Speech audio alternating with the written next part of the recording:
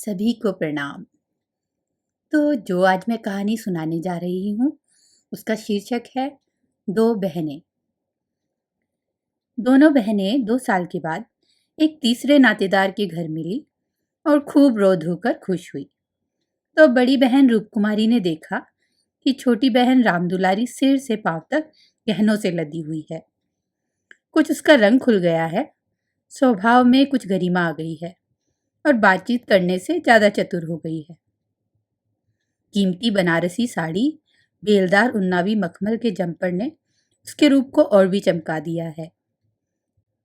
वही रामदुलारी लड़कपन में सिर के बाल खोले फूहड़ सी इधर उधर खेला करती थी। अंतिम बार रूपकुमारी ने उसे उसके विवाह में देखा था, 2 साल पहले। तब भी उसकी शक्ल सूरत में कुछ ज्यादा अंतर ना हुआ था। लंबी तो हो गई थी, मगर थी उतनी ही दुबली, उतनी ही फूहड़, उतनी ही मंदबुद्धि, जरा जरा सी बात पर रूठने वाली। मगर आज तो कुछ हालत और ही थी, जैसे कली खिल गई हो। और यह रूप इसने छिपा कहाँ रखा था? नहीं, आंखों को धोखा हो रहा है।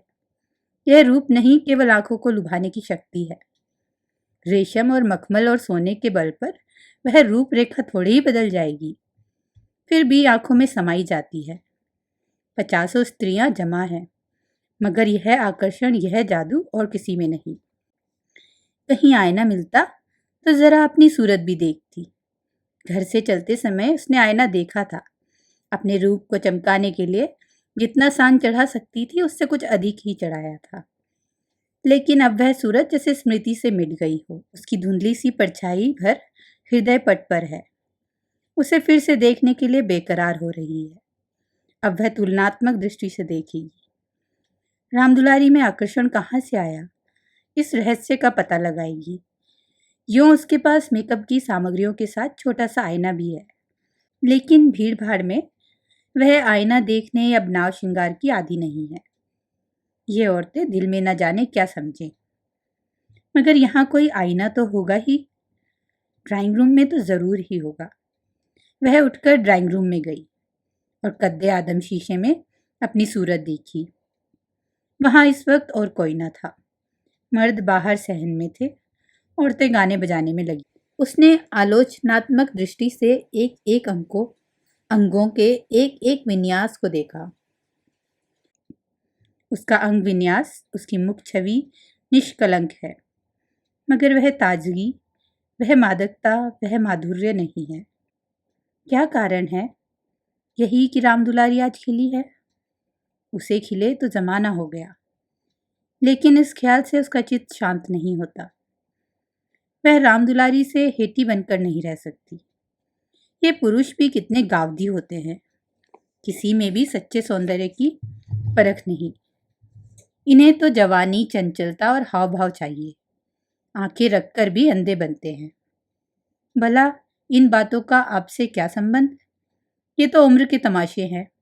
असली रूप तो वह है जो समय की परवाह ना करे। उसके कपड़ों में रामदुलारी को खड़ा कर दो, फिर देखो यह सारा जादू कहाँ उड़ जाता है। चुड़ैल चुड़ैल नजर आए। मगर रामदुलारी के घर वाले तो इतने संपन्न ना थे। विवाह में जो जोड़े और गहने आए थे, वे तो बहुत ही निराशाजनक थे। खुशहाली का दूसरा कोई सामान भी नहीं था। इसके ससुर एक रियासत के मुख्ताराम थे और दूल्हा कॉलेज में पढ़ता था। इन 2 साल में कहाँ से है उस हुस्न बरस गया, कौन जाने। गहने कहीं से मांग लाई हो, कपड़े भी मांग के हो सकते हैं। कुछ औरतों को अपनी हैसियत बढ़ाकर दिखाने की लत होती है, तो वह स्वांग रामदुलारी को मुबारक हो। मैं जैसी हूँ वैसी अच्छी हूँ। प्रदर्शन का यह रोग कितना बढ़ता जा रहा है। घर में रोटियों का ठिकाना नहीं। मर्द 25-30 रुपए पर कलम घिस रहा है, लेकिन देवी जी घर से निकलेंगी तो इस तरह बन ठन कर मानो कहीं की राजकुमारी है। बिसातियों के और दर्जियों के तकाजे सहेंगी। बजाज के सामने हाथ जोड़ेंगी।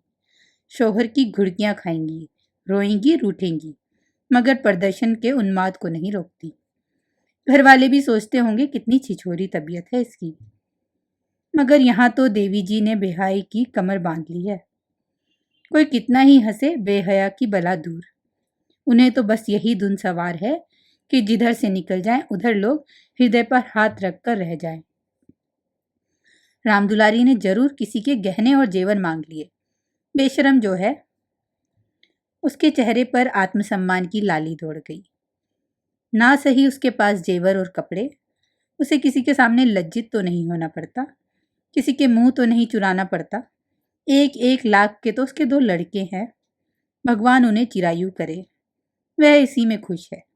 खुद अच्छा पहन लेने और अच्छा खा लेने से तो जीवन का उद्देश्य नहीं पूरा हो जाता। उसके घर वाले गरीब हैं, पर उनकी इज्जत तो है, किसी का गला तो नहीं दबाते।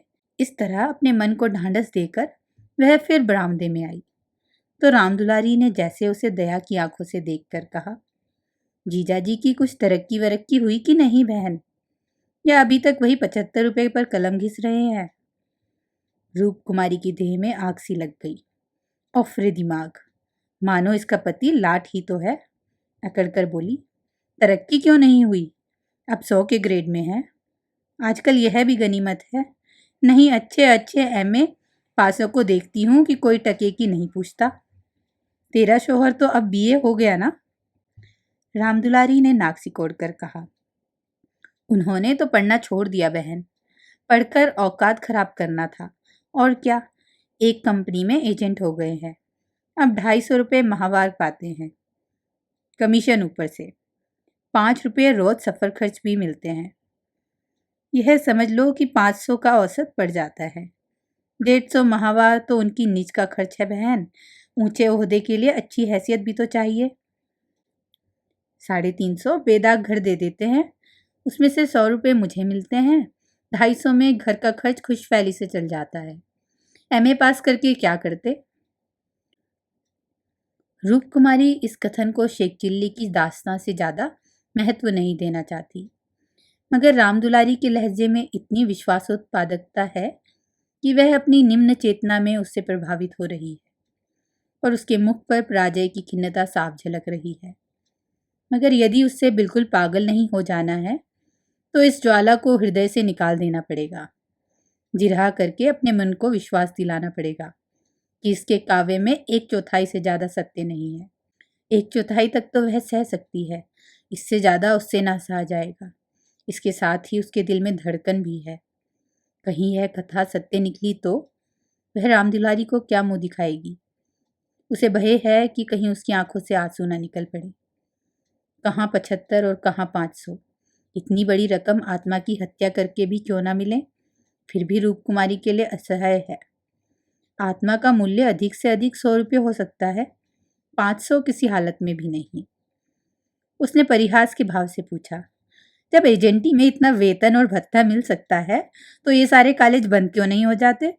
हजारों लड़के क्यों अपनी जिंदगी खराब करते हैं? रामदुलारी बहन के खिसियानेपन का आनंद उठाती हुई बोली, बहन तुम यहाँ भूल कर रही हो। एमए में तो सभी पास हो जाते हैं, मगर एजेंटी बिरले ही किसी को आती है। यह तो ईश्वर की देन है। कोई जिंदगी भर बढ़ता रहे, मगर यह जरूरी नहीं कि वह अच्छा एजेंट भी हो जाए। रुपये पैदा करना दूसरी बात है, आलिम फाजिल हो जाना दूसरी बात। अपने माल की श्रेष्ठता का विश्वास पैदा करा देना, यह दिल में जमा देना कि इससे सस्ता और टिकाऊ माल बाजार में न मिलेगा, आसान काम नहीं है। एक से एक घांगों से साबका पड़ता है। बड़े बड़े राजाओं और रईसों में मत फेरना पड़ता है, तब जाके कहीं माल बिकता है। मामूली आदमी तो राजाओं और नवाबों के सामने जा ही नहीं सकते। पहुंच ही ना हो और किसी तरह पहुंच भी जाएं तो जबान न खुले। पहले पहल तो इन्हें भी झिझक हुई थी, मगर अब तो इस सागर के मगर हैं। अगले साल तरक्की होने वाली है। रूप कुमारी की धमनियों में रक्त की गति जैसे बंद हुई जा रही है। निर्दयी आकाश गिर क्यों नहीं पड़ता? पाषाण हृदय धरती फट क्यों नहीं जाती? यह कहाँ का न्याय है कि रूप कुमारी जो रूपवती है, तमीज़दार है, सुगढ़ है, पति पर जान देती है, बच्चों को प्राणों से ज़्यादा चाहती है, थोड़े में गृहस्थी को इतने अच्छे ढंग से चलाती है, उसकी यह दुर्गति। और यह घमंडन बदतमीज विलासीन चंचल मुंहफट चोकरी जो अभी तक सिर खोले घुमा करती थी, रानी बन जाए। मगर उसे अब भी कुछ आशा बाकी थी। शायद आगे चलकर उसके चित्त की शांति का कोई मार्ग निकल जाए। उसी परिहास के स्वर में बोली, तब तो शायद 1,000 मिलने लगे। 1,000 तो नहीं, पर 600 में संदेह नहीं। कोई आंखों का अंधा मालिक फंस गया क्या? व्यापारी आंखों के अंधे नहीं होते दीदी। उनकी आंखें हमारी तुम्हारी आंखों से कहीं तेज होती हैं। जब तुम उन्हें 6,000 कमा कर दो तब कहीं 600 मिले। जो सारी दुनिया को चलाए उसे कौन बेवकूफ बनाए?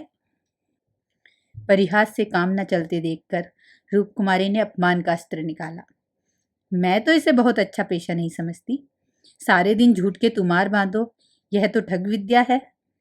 राम दुलारी जोर से हंसी। बहन पर उसने पूरी विजय पाई थी। इस तरह तो जितने वकील बैरिस्टर हैं सभी ठग विद्या करते हैं। अपने मुवक्किल के फायदे के लिए उन्हें क्या नहीं करना पड़ता। झूठी शहादतें तक बनानी पड़ती हैं। मगर उन्हीं वकीलों और बैरिस्टरों को हम अपना लीडर कहते हैं। उन्हें अपनी कौमी सभाओं का प्रधान मानते हैं। उनकी गाड़ियां खींचते हैं। उन पर फूलों की अशर्फियों की वर्षा करते हैं। उनके नाम की सड़कें, प्रतिमाएं, संस्थाएं बनाते हैं। आजकल दुनिया पैसा देखती है। आजकल ही क्यों, हमेशा से धन की ही महिमा रही है। पैसे कैसे आए यह कोई नहीं देखता। जो पैसे वाला है उसी की पूजा होती है। जो अभागे हैं, अयोग्य हैं या भीरू हैं, वे आत्मा और सदाचार की दुहाई देकर अपने आंसू पोंछते हैं। नहीं, आत्मा और सदाचार को कौन पूछता है? रूप कुमारी खामोश हो गई। अब उसे यह सत्य उसकी सारी वेदनाओं के साथ स्वीकार करना पड़ेगा कि राम दुलारी उससे ज़्यादा भाग्यवान है। इससे अब त्राण नहीं, परिहास या अनादर से वह अपनी तंगदिली का प्रमाण देने से सिवा और क्या पाएगी। उसे किसी बहाने से राम दुलारी के घर जाकर असलियत की छानबीन करनी पड़ेगी। अगर राम दुलारी वास्तव में लक्ष्मी का वरदान पा गई तो रूप कुमारी अपनी किस्मत ठोक कर बैठी रहेगी। समझ लेगी कि दुनिया में कहीं न्याय नहीं है, कहीं ईमानदारी की पूछ नहीं है। मगर क्या सचमुच उसे इस विचार से संतोष होगा? यहाँ कौन ईमानदार है? वही जिसे बेईमानी करने का अवसर नहीं है और ना इतनी बुद्धि या मनोबल है कि वह अवसर पैदा कर ले। उसके पति 75 रुपये पाते हैं, पर क्या 10-20 रुपये और ऊपर से मिल जाएं तो क्या वह खुश होकर लेना लेंगे? उनकी ईमानदारी और सत्यवादिता उसी समय तक है जब तक अवसर नहीं मिल जाता। जिस दिन मौका मिला सारी सत्यवादिता धरी की धरी रह जाएगी। और क्या रूप कुमारी में इतना नैतिक बल है कि वह अपने पति को हराम का माल हजम करने से रोक पाए? रोकना तो दूर की बात है, वह प्रसन्न होगी, शायद पतिदेव की पीठ ठोकेगी। अभी उनके दफ्तर से आने के समय वह मन मारे बैठी रहती है। तब वह द्वार पर खड़ी होकर उनकी बाट जोहेगी और ज्यों ही वह घर आएंगे उनकी जेबों की तलाशी लेगी। आंगन में गाना बजाना हो रहा था। राम दुलारी उमंग के साथ गा रही थी और रूप कुमारी वहीं बरामदे में उदास बैठी हुई थी। न जाने क्यों उसके सर में दर्द होने लगा था। कोई गाए कोई नाचे उससे प्रयोजन नहीं। वह तो अभागिन है, रोने के लिए पैदा हो गई है। 9 बजे रात को मेहमान रुखसत होने लगे। रूप कुमारी भी उठी, इक्का मंगवाने जा रही थी कि राम दुलारी ने कहा, इक्का मंगवा कर क्या करोगी बहन? मुझे लेने के लिए कार आती होगी। चलो 2-4 दिन मेरे यहाँ रहो, फिर चली जाना। मैं जीजाजी को कहला भेजूंगी तुम्हारा इंतजार न करे। रूप कुमारी का यह अंतिम अस्त्र भी बेकार हो गया। राम दुलारी के घर जाकर हालचाल की धो लेने की इच्छा गायब हो गई। वह अपने घर जाएगी और मुंह ढाँप कर पड़ी रहेगी। इन फटे हाल क्यों किसी के घर जाए? बोली, नहीं अभी तो मुझे फुर्सत नहीं, बच्चे घबरा रहे होंगे, फिर कभी आऊंगी। क्या रात भर भी न ठहरोगी? नहीं। अच्छा बताओ कब आओगी? मैं सवारी भेज दूंगी। मैं खुद कहला भेजूंगी। तुम्हें याद न रहेगा, साल भर हो गया, भूल कर भी याद ना किया। मैं इसी इंतजार में थी कि दीदी बुलावे तो चलूं। एक ही शहर में रहते हैं फिर भी इतनी दूरी कि साल भर गुजर जाए और मुलाकात तक ना हो। रूप कुमारी इसके सिवा और क्या कहे कि घर के कामों से छुट्टी नहीं मिलती। कई बार उसने इरादा किया कि दुलारी को बुलाए मगर अवसर ही ना मिला। सहसा राम दुलारी के पति मिस्टर गुरुसेवक ने आकर बड़ी साली को सलाम किया। बिल्कुल अंग्रेजी सजधज, मुंह में चुरूट, कलाई पर सोपे की घड़ी, आंखों पर सुनहरी ऐनक, जैसे कोई सिविलियन हो। चेहरे से ज़ेहानत और शराफत बरस रही थी। वह इतना रूपवान और सजीला है, रूप कुमारी को अनुमान था। कपड़े जैसे उसकी देह पर खिल रहे थे। आशीर्वाद देकर बोली, आज यहाँ ना आती तो तुमसे मुलाकात क्यों होती? गुरुसेवक हंसकर बोला, हाँ यह उल्टी शिकायत। क्यों ना हो, कभी आपने बुलाया और मैं ना गया। मैं नहीं जानती थी कि तुम अपने को मेहमान समझते हो, वह भी तो तुम्हारा ही घर है। रामदुलारी देख रही थी कि मन में उससे ईर्ष्या रखते हुए भी वह कितनी माणी मधुर, कितनी स्निग्ध, कितनी अनुग्रह प्रार्थी होती जा रही है। गुरुसेवक ने उदार मन से कहा, हाँ अब मान गया भाभी साहब, बेशक मेरी गलती है। इस दृष्टि से मैंने विचार ही नहीं किया, मगर आज तो मेरे घर रहिए। नहीं, आज बिल्कुल नहीं, फिर कभी आऊंगी। लड़के घबरा रहे होंगे, मैं कितना कह के हार गई, मानती ही नहीं। दोनों बहनें कार की पिछली सीट पर बैठी। गुरुसेवक ड्राइव करता हुआ चला। जरा देर में उसका मकान आ गया। रामदुलारी ने फिर बहन से उतरने के लिए आग्रह किया, पर वह ना मानी। लड़के घबरा रहे होंगे। आखिर रामदुलारी उससे गले मिलकर अंदर चली गई। गुरुसेवक ने कार बढ़ाई। रूपकुमारी ने उड़ती हुई निगाह से रामदुलारी का मकान देखा और वह ठोस सत्य एक श्लाका की भांति उसके कलेजे में चुभ गया। कुछ दूर चलकर गुरुसेवक बोला, भाभी मैंने तो अपने लिए अच्छा रास्ता निकाल लिया। अगर 2-4 साल इसी तरह काम चलता रहा तो आदमी बन जाऊंगा। रूपकुमारी ने सहानुभूति के साथ कहा, रामदुलारी ने मुझे बताया था, भगवान करे जहां रहो खुश रहो, मगर जरा हाथ पैर संभाल के रहना। मैं मालिक की आंख बचाकर एक पैसा भी लेना पाप समझता हूँ भाभी। दौलत का मजा तो तभी है ईमान सलामत रहे। ईमान खोकर पैसे मिले तो क्या मिले। मैं ऐसी दौलत को त्याज्य समझता हूँ। और आंख किसकी बचाऊं? सब स्याह सफेद तो मेरे हाथ में है। मालिक तो रहा नहीं, केवल उनकी बेवा है। उसने सब कुछ मेरे हाथ में छोड़ रखा है।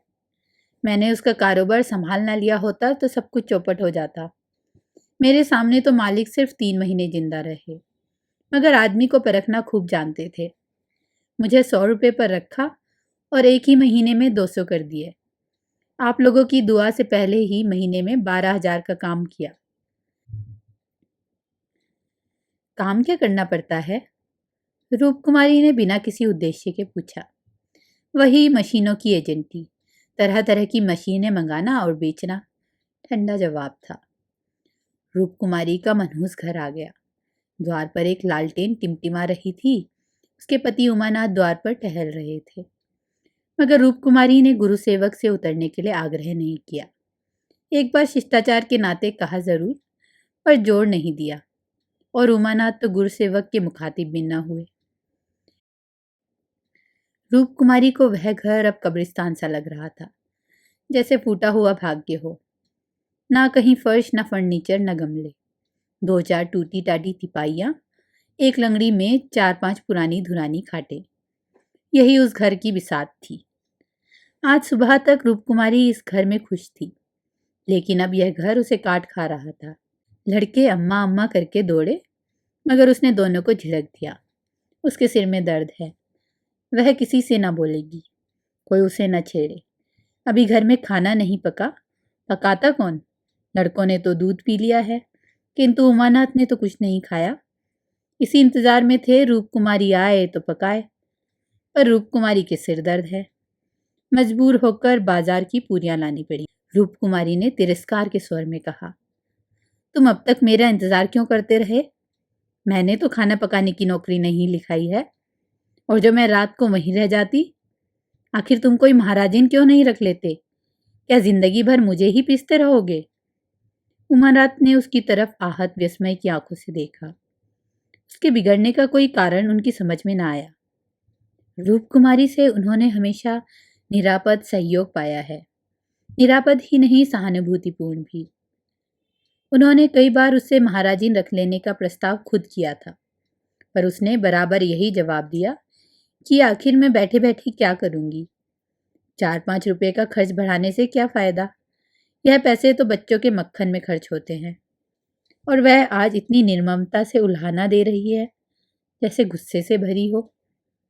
अपनी सफाई देते हुए बोले, महाराजिन रखने के लिए तो मैंने खुद तुमसे कई बार कहा, तो लाकर रख क्यों ना दिया?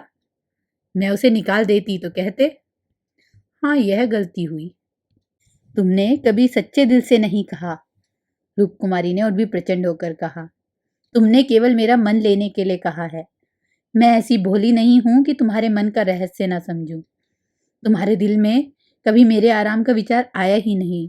तुम तो खुश थे कि अच्छी औरत मिल गई, एक रोटी खाती है, चुपचाप पड़ी रहती है, महज खाने और कपड़े पर, यह भी जब घर की जरूरतों से बचे। 75 रुपया लाकर मेरे हाथ रख देते हो और सारी दुनिया का खर्च। मेरा दिल ही जानता है मुझे कितनी कतर ब्योंत करनी पड़ती है। क्या पहनूं, क्या ओढ़ूं। तुम्हारे साथ जिंदगी खराब हो गई है। संसार में ऐसे मर्द भी हैं जो स्त्री के लिए आसमान के तारे तोड़ लाते हैं। गुरुसेवक को ही देख लो, दूर क्यों जाते हो? तुमसे कम पढ़ा है, उम्र में तुमसे कम है, मगर 500 का महीना लाता है और रामदुलारी रानी बनी बैठी है। तुम्हारे लिए यही 75 रुपये बहुत है। तुम नाहक मर्द हुए। तुम्हें तो औरत होना चाहिए था। औरतों के दिल में कैसे कैसे अरमान होते हैं, मगर मैं तो तुम्हारे लिए घर की मुर्गी का बासी साग हूं। तुम्हें तो कोई तकलीफ होती नहीं। तुम्हें तो कपड़े भी अच्छे चाहिए, खाना भी अच्छा चाहिए, क्योंकि पुरुष हो, बाहर से कमा कर लाते हो। मैं चाहे जैसे रहूं, तुम्हारी बला से।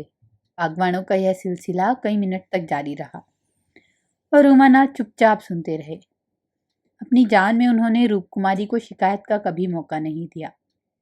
उनका वेतन कम है, यह सत्य है, पर यह उनके वश की बात तो नहीं। वह दिल लगाकर अपना काम करते हैं, अफसरों को खुश रखने के लिए सदैव चेष्टा करते रहते हैं। इसी साल बड़े बाबू के छोटे सुपुत्र को 6 महीने तक बिना नागा पढ़ाया, इसलिए तो कि वह प्रसन्न रहे। अब वह और क्या करें। रूपकुमारी की खफगी का रहस्य वह समझ गए। अगर गुरुसेवक वास्तव में 500 रुपये लाता है तो बेशक वह भाग्य का बली है, लेकिन दूसरों की ऊंची पेशानी देखकर अपना माथा तो नहीं फोड़ा जाता। किसी संयोग से उसे यह अवसर मिल गया, मगर हर एक को तो ऐसा अवसर नहीं मिलते। वह इसका पता लगाएगा कि सचमुच उसे 500 रुपये मिलते हैं या महज ढींग है। और मान लिया कि 500 मिलते हैं, तो क्या इससे रूपकुमारी को यह हक है कि वह ताने दे और उन्हें जली कटी सुनाए? अगर इसी तरह वह भी रूपकुमारी से ज्यादा रूपवती और सुशीला रमणी को देखकर रूपकुमारी को कोसना शुरू करे तो? रूपकुमारी सुंदरी है, मृदुभाषिणी है, त्यागमयी है, लेकिन उससे बढ़कर सुंदरी, मृदुभाषिणी, त्यागमयी देवियों से दुनिया खाली नहीं है। तो क्या इस कारण वह रूपकुमारी का अनादर करे? एक समय था जब उनकी नजरों में रूपकुमारी से ज्यादा रूपवती रमणी संसार में न थी, लेकिन वह उन्माद कब का शांत हो गया। भावुकता के संसार में वास्तविक जीवन में आए उन्हें एक युग बीत गया। अब तो विवाहित जीवन का उन्हें काफी अनुभव हो गया। एक को दूसरे के गुण दोष मालूम हो गए। अब तो संतोष ही में उनका जीवन सुखी रह सकता है। मगर रूपकुमारी समझदार होकर भी इतनी मोटी सी बात नहीं समझती। फिर भी उन्हें रूपकुमारी से सहानुभूति हुई। वह उदार प्रकृति के आदमी थे और कल्पनाशील भी। उसकी कटु बातों का जवाब ना दिया, शरबत की तरह पी गए। अपनी बहन के ठाठ देखकर एक क्षण के लिए रूपकुमारी के मन में ऐसे निराशाजनक, अन्यायपूर्ण, दुखद भावों का उठना बिल्कुल स्वाभाविक है। रूपकुमारी कोई सन्यासिनी नहीं, विरागिनी नहीं कि हर दशा में अविचलित रहे। इस तरह अपने मन को समझाकर उमानाथ ने गुरुसेवक के विषय में तहकीकात का संकल्प किया। 1 सप्ताह तक रूपकुमारी मानसिक अशांति की दशा में रही।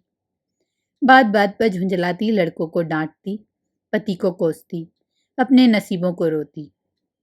घर का काम तो करना ही पड़ता था, लेकिन अब इस काम में उसे आनंद न आता। बेगार सी टालती थी। घर के जिन पुरानी धुरानी चीजों से उसकी आत्मीय संबंध सा हो गया था, उनकी सफाई और सजावट में वह व्यस्त रहा करती थी। उनकी तरफ अब आंख उठाकर भी न देखती। घर में एक ही खिदमतगार था। उसने जब देखा बहू जी घर की तरफ खुद ही लापरवाह है, तो उसे क्या गरज थी कि सफाई करता। जो चीज जहां पड़ी थी वहीं पड़ी रहती, कौन उठाकर ठिकाने से रखे। बच्चे माँ से बोलते डरते थे और उमानाथ तो उसके साय से भी भागते थे। जो कुछ सामने थाली में आ जाता उसे पेट में डाल लेते और दफ्तर चले जाते।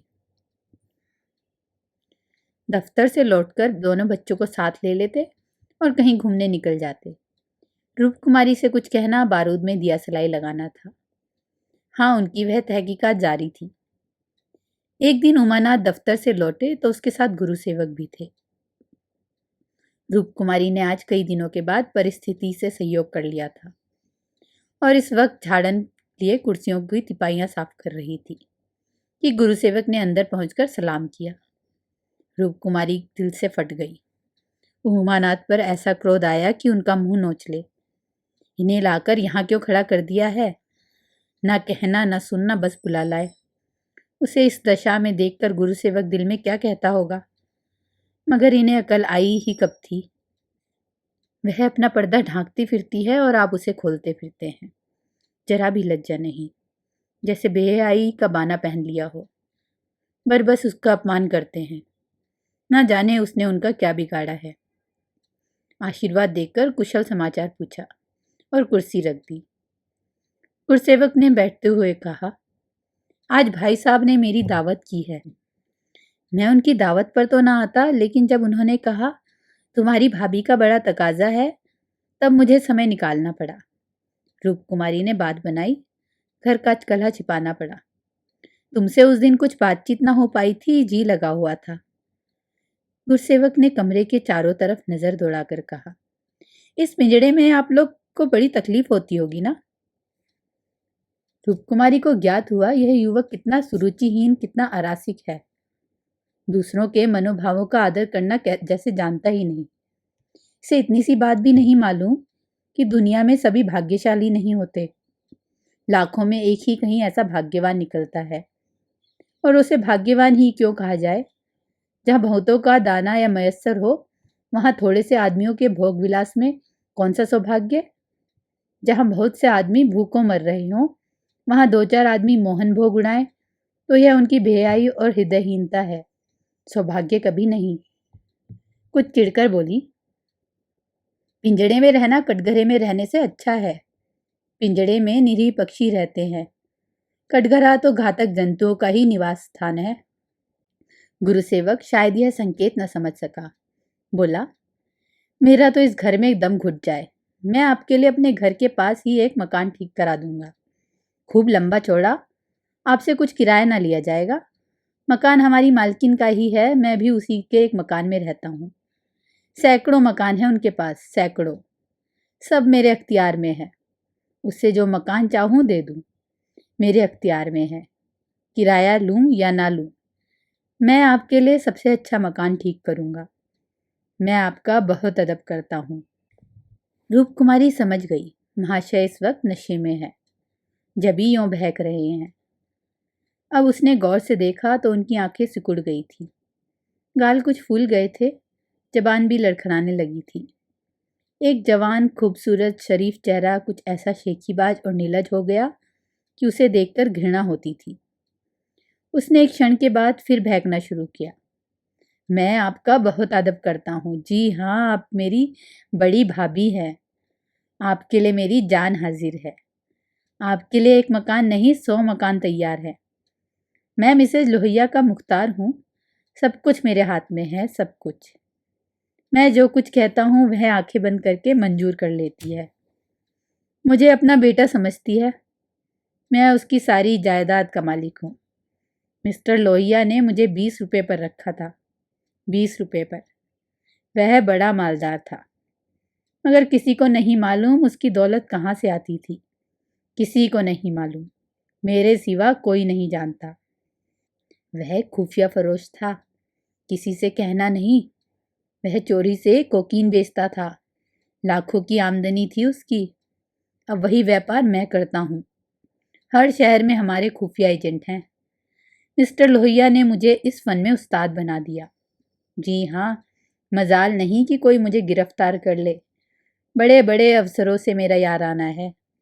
उनके मुंह में नोटों के पुलिंदे ठूस ठूस कर उनकी आवाज़ बंद कर देता हूँ। कोई चूं तक नहीं कर सकता। दिन दहाड़े बेचता हूँ, हिसाब में लिखता हूँ। 1000 रिश्वत दी, देता हूँ 500। बाकी यारों का है। बेदरेग रुपया आते हैं और बेदरेग खर्च करता हूँ। बुढ़िया को तो राम नाम से मतलब है। 70 चूहे खाकर अब हज करने चली है। कोई मेरा हाथ पकड़ने वाला नहीं, कोई बोलने वाला नहीं। जेब से नोटों का एक बंडल निकालकर, यह आपके चरणों में भेंट है। मुझे दुआ दीजिए कि इसी शान से जिंदगी कट जाए। जो आत्मा और सदाचार के उपासक हैं उन्हें कुबेर लाते मारता है। लक्ष्मी उनको पकड़ती है जो उसके लिए अपना दीन और ईमान सब कुछ छोड़ने को तैयार है। मुझे बुरा न कहिए, मैं कौन मालदार हूँ। जितने धनी हैं वे सब के सब लुटेरे हैं, पक्के लुटेरे, डाकू। कल मेरे पास रुपये हो जाएं और मैं एक धर्मशाला बनवा दूं, फिर देखिए मेरी कितनी वाह वाह होती है। कौन पूछता है मुझे दौलत कहाँ से मिली। जिस महात्मा को कहिए बुलाकर अपनी प्रशंसा करवा लूं। मिस्टर लोहिया को महात्माओं ने धर्मभूषण की उपाधि दी। इन स्वार्थी पेट के बंदरों ने उस बुड्ढे को, जिससे बड़ा कुकर्मी संसार में ना होगा, यहाँ तो लूट है। एक वकील आधा घंटे बहस करके 500 मार लेता है। एक डॉक्टर जरा सा नश्तर लगाकर 1000 सीधा कर लेता है। एक जुआरी स्पेकुलेशन में एक एक दिन में लाखों का वारा न्यारा करता है। अगर उनकी आमदनी जायज़ है तो मेरी आमदनी भी जायज़ है। जी हाँ, जायज़ है। मेरी निगाह में बड़े बड़े मालदार की भी कोई इज्जत नहीं। मैं जानता हूँ वह कितना बड़ा हथकंडेबाज है। यहाँ तो आदमी आंखों में धूल झोंक सके वही सफल है। गरीबों को लूटकर मालदार हो जाना समाज की पुरानी परिपाटी है। मैं भी वही करता हूँ जो दूसरे करते हैं। जीवन का उद्देश्य है ऐसा करना। खूब लूटूंगा, खूब ऐश करूंगा और बुढ़ापे में खूब खैरात करूंगा और एक दिन लीडर बन जाऊंगा। कहिए गिना दूं, यहाँ कितने लोग जुआ खेल खेल कर करोड़पति हो गए, कितने औरतों को बाजार लगाकर करोड़पति हो गए। सहसा उमानाथ ने आकर कहा, मिस्टर गुरुसेवक क्या कर रहे हो? चलो चाय पी लो, ठंडी हो रही है। गुरुसेवक ऐसा हड़बड़ा उठा मानो अपने सचेत रहने का प्रमाण देना चाहता हो, मगर पांव लड़खड़ाए और जमीन पर गिर पड़ा। फिर संभल कर उठा, झूमता झामता ठोकरे खाता बाहर चला गया। रूप कुमारी ने आज़ादी की सांस ली। यहाँ बैठे बैठे उसे हौल दिल सा हो रहा था। कमरे की हवा जैसे कुछ भारी हो गई थी। जो प्रेरणाएं कई दिन से अच्छे अच्छे मनोहर रूप भरकर उसके मन में आ रही थी, आज उसे उनका असली विभत्स घिनौना रूप नजर आया। जिस त्याग, सादगी और साधुता के वातावरण में अब तक उसकी जिंदगी गुजर रही थी, उसमें इस तरह के दांव पे छल कपट और पतित स्वार्थ का घुसना बिल्कुल ऐसा ही था जैसे किसी बाग में सांडों का एक झुंड घुस गया। इन दामों में वह दुनिया की सारी दौलत और सारा ऐश खरीदने को भी तैयार ना हो। नहीं, अब रामदुलारी के भाग्य से अपने भाग्य का बदला ना करेगी। वह अपने हाल में खुश है। रामदुलारी पर उसे दया आई, जो भोग विलास की धुन और अमीर कहलाने के मोह में अपनी आत्मा का सर्वनाश कर रही है। मगर वह बेचारी भी क्या करे, और गुरुसेवक का भी क्या दोष। जिस समाज में दौलत पूजती है, जहाँ मनुष्य का मोल उसके बैंक अकाउंट और टीम टाम से आंका जाता है, जहाँ पग पग पर प्रलोभनों का जाल बिछा हुआ है और समाज की कुव्यवस्था आदमी में ईर्ष्या, द्वेष, अपहरण, नीचता के भावों को उकसाती और उभारती रहती है, गुरुसेवक और रामदुलारी उस जाल में फंस जाएं तो उस प्रभाव में बह जाएं तो क्या अचरज है। उसी वक्त उमानाथ ने आकर कहा, गुरुसेवक यहाँ बैठा बैठा क्या बक रहा था? मैंने तो उसे विदा कर दिया। जी डरता था कहीं पुलिस उसके पीछे ना लगी हो, नहीं तो मैं भी गेहूं के साथ घुन की तरह पिस जाऊं। रूपकुमारी ने क्षमा प्रार्थी नेत्रों से उन्हें देखकर जवाब दिया। वही अपनी खुफिया फिरोशी की डींग मार रहा था। मुझे भी मिसेज लोहिया से मिलने को कह गया है। जी नहीं, आप अपनी कलरकी कीजिए, इसी में हमारा कल्याण है। मगर कलरकी में वह ऐश कहाँ? क्यों ना साल भर की छुट्टी लेकर जरा उस दुनिया की ओर सैर करें। मुझे अब उस ऐश का मोह नहीं। दिल से कहती हो? सच्चे दिल से। उमानाथ 1 मिनट तक चुप रहने के बाद फिर बोले, मैं आकर तुमसे यह वृतांत कहता तो तुम्हें विश्वास आता या नहीं? सच कहना। कभी नहीं। मैं तो कल्पना भी नहीं कर सकती कि अपने स्वार्थ के लिए कोई आदमी दुनिया को विष खिला सकता है। मुझे सारा हाल पुलिस के सब इंस्पेक्टर से मालूम हो गया था। मैंने उसे खूब शराब पिला दी थी कि नशे में बहकेगा, जरूर सब कुछ खुद उगल देगा। ललचता तो तुम्हारा जी भी था। हाँ, ललचता तो था और अब भी ललच रहा है, मगर ऐश करने के लिए जिस हुनर की जरूरत है वह कहाँ से लाऊं? ईश्वर न करे वह हुनर तुम में आए। मुझे तो उस बेचारे पर तरस आता है। मालूम नहीं खैरियत से घर पहुंच गया या नहीं। उसकी कार थी, कोई चिंता नहीं। रूपकुमारी एक क्षण जमीन की तरफ ताकती रही, फिर बोली, मुझे तुम दुलारी के घर पहुंचा दो। अभी शायद मैं उसके कुछ मदद कर सकूं।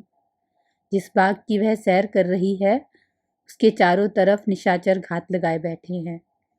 शायद मैं उसे बचा सकूं। उमानाथ ने देखा उसकी छवि कितनी दया पुलकित हो उठी है।